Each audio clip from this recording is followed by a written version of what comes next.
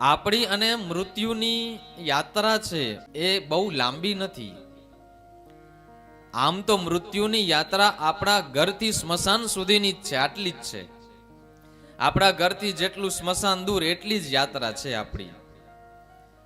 પણ આ તો આપણે આ ભવસાગરમાં માર્ગ ભૂલી અને આમ તેમ ભટક્યા કરીએ છીએ.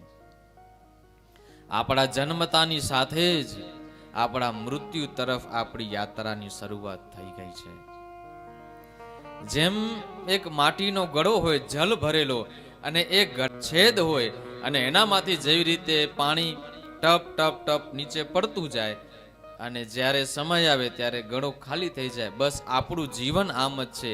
એક એક એક શ્વાસ ઓછા થતા જાય છે. આપણે કઈ તરફ જઈએ છીએ? ગતિ બધાની કઈ તરફ છે?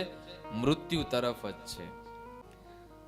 આયુર્નશ્યતિ પશ્યતામ પ્રતિદિનમ યાતિ ક્ષયં યૌવનમ પ્રત્યાયાન્તિ ગતઃ પુનર્ન દિવસ કાલો જગત ભક્ષક.